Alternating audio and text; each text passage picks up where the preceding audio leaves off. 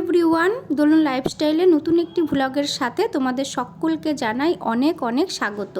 তো কেমন আছো তোমরা সবাই? আশা করছি সবাই খুব ভালো আছো, সুস্থ আছো, আর আমিও খুব ভালো আছি।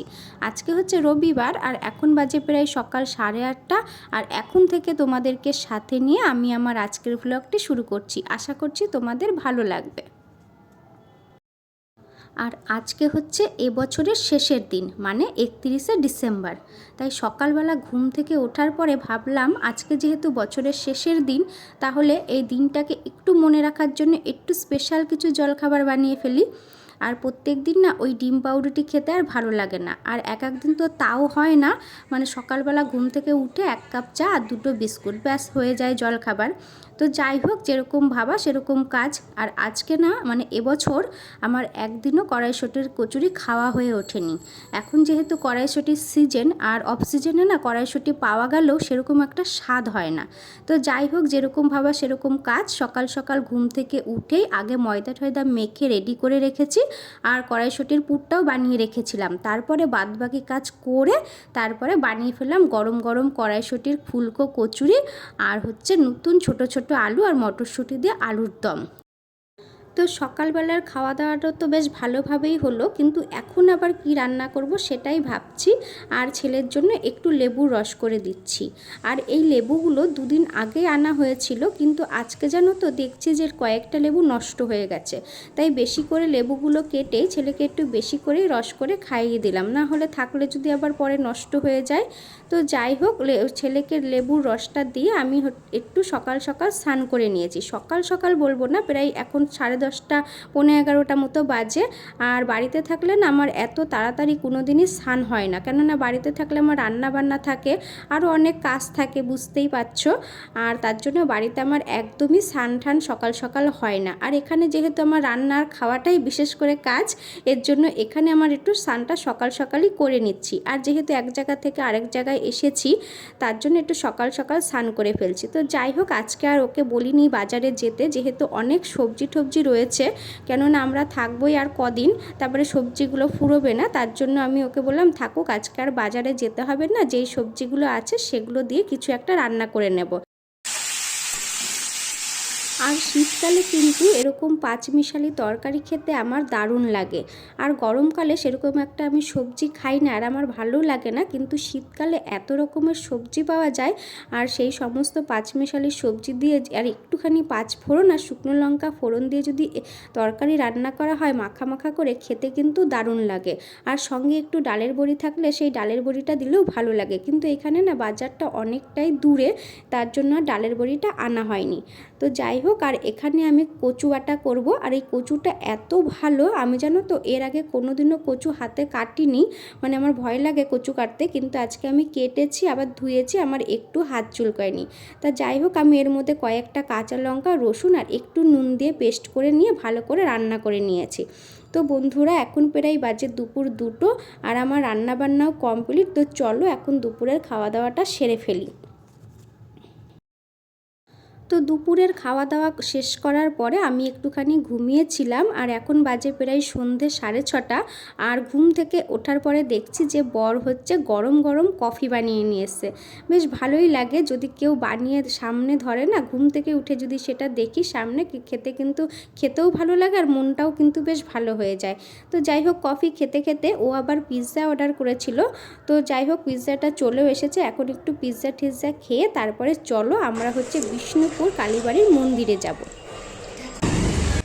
তো এখন সন্ধে 7:30 মতো বাজে, আর আমরা রেডি হয়ে চলে এসেছি বিষ্ণুপুর কালীবাড়ি। আর এই যে দেখো, এটা মন্দিরের গেট। আর আজকেও এখানে খুব ভিড় আছে, আর এখানে সবাই পুজো দিতে আসে। আর এখানে তোমার হচ্ছে শনিবার আর মঙ্গলবার করে নাকি বেশি ভিড় হয়। আর আজকে ভিড় আছে তার কারণ হচ্ছে মায়ের মন্দিরকে কেন্দ্র করে এখানে বিশাল বড় মেলা বসেছে। তো আমার বর বাইরেই আছে, যেহেতু জুতো খুলে মন্দিরে ঢুকতে হয়, তো আমি আর আমার ছেলে ভেতরে এসেছি। দেখো মন্দিরটা কত সুন্দর, আর এইখানে মনে হয় বলি দেওয়া হয়, আমি জানি না ঠিক। আর এই যে এখানে মায়ের আসন।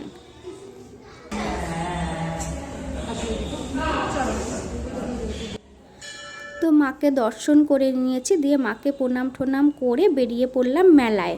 তো চলে এসেছি মেলার ভেতরে। আর এই মেলাটা এত সুন্দর, এখানে এমন কোনো জিনিস নেই যে পাওয়া যায় না। আমি এর আগেও এই মেলায় একবার এসেছি, তো খুব সুন্দর লাগে মেলাটা আমার কাছে। আমি মানে কয়েকদিন ধরেই বলছি যে চলো আমাকে মেলায় নিয়ে চলো।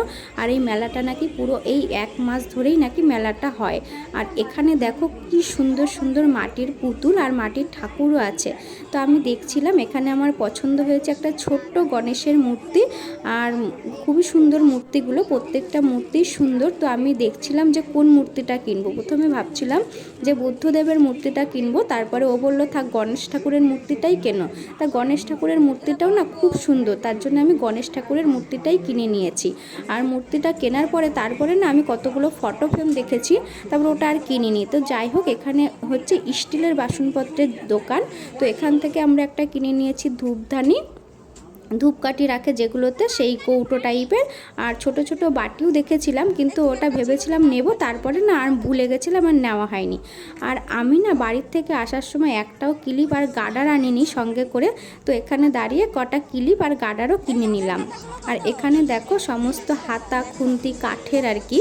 তো এখান থেকে আমি একটা ডালের কাটা নিয়ে নিয়েছি, যেহেতু ওর এখানে না একটাও ডালের কাটা নেই, তো খুব অসুবিধে হয়। তাই ওকে বললাম তুমি এখান থেকে একটা ডালের কাটা নিয়ে নাও। আর এই তো এখানে হচ্ছে বাচ্চাদের ছোট ছোট খেলনা আর কয়েকটা সুন্দর সুন্দর পেনও উঠেছে। তো আমার ছেলে দেখে এখান থেকে 2-3টে পেন কিনে নিয়েছে। পড়াশোনার তো সেরকম একটা মন নেই, কিন্তু ওই যে পেন পেন্সিল বক্স এইগুলো লাগবেই লাগবে। আর এখানে না এত সুন্দর সুন্দর কাপ প্লেট উঠেছিল, আমার খুব ইচ্ছে করছিল কিনি, কিন্তু ভাবছি আবার ট্রেনে করে নিয়ে যাব কি করে, কারণ এত দূর থেকে না ট্রেনে নিয়ে যেতে মানে পারি না আর কি। তার জন্য আর কাপ প্লেট কেনা হয়নি। তারপরে আবার হচ্ছে আর একটা দোকানে চলে এসছে খেলনা নিতে, কিন্তু এইখানে আবার এত সুন্দর সুন্দর কাচের কাপ উঠেছে। আর আমি না কাচের কাপ দেখলেই মানে আমার কিনতে ইচ্ছে করে। এর আগেও আমাদের বাড়ির কাছে একটা মেলা বসেছিল, সেখান থেকে না বড় বড় কাচের কাপ কিনেছিলাম। তার জন্য ও বলছে তাহলে বড় বড় তো কিনেছো, ছোট ছোট দুটো কিনে নাও, আর ছোট কিনলে কি নিয়ে যেতেও সুবিধে হবে। আর ও দুটো প্লেট কিনে নিয়েছিল ওর এখানে ভাত খাওয়ার জন্য প্লেটগুলোতে। আর এখানে আবার বাবা আর ছেলে লেগে পড়েছে বন্দুক দিয়ে বেলুন ফোটাবে। বেলুন তো ফোটাতে পারেই না, বাবা যাও কয়েকটা ফাটালো, কিন্তু ছেলে তো একটাও পারলো না ফাটাতে, কিন্তু ওই যে ফাটাবে আর কি। তো তারপর আমরা চলে আসলাম একটা প্লাস্টিকের দোকানে। আর এখানে খুব সুন্দর সুন্দর ঝুড়ি বিক্রি হচ্ছিল। তো ওখান থেকে কিছু কেনাকাটা করে তারপরে চলে এসেছি একটা ব্যাগের দোকানে। আর আমি না ঢুকেই ব্যাগের দোকান খুঁজছিলাম, কিন্তু পাচ্ছিলাম না। তারপরে যদিও বা ব্যাগের দোকানটা পেলাম, কিন্তু আমার পছন্দ হচ্ছিল না ব্যাগগুলো, মানে আমি যেরকম চাইছিলাম সেরকম আর পাইনি। তো না নিয়েই চলে যাচ্ছি এবার বাড়ির দিকে। আর এই যে খাবারের দোকানগুলো এই রাস্তার 2 পাশ দিয়ে বসেছে। আর বাড়ির থেকে এত কিছু খেয়ে এসেছি যে পেটে আর জায়গা নেই, তাই মেলায় এসে আর কিছু খাওয়া হয়নি। তো যাওয়ার পথে আমার ছেলে একটা লাইট দেখেছে, আর দেখেছে তার মানে ওর এখন এটা কিনতে হবে। তো ও এটা কিনুক, তারপরে কেনা হয়ে গেলে বাড়ির দিকে যাব। আর আজকের মতো ব্লগটি আমি এখানেই শেষ করলাম। তোমাদের যদি আমার আজকের ব্লগটা ভালো লেগে থাকে অবশ্যই একটা লাইক করে দিও। আর এরকম ভিডিও যদি তোমরা আরও দেখতে যাও তাহলে আমার চ্যানেলটিকে সাবস্ক্রাইব করতে ভুলে যেও।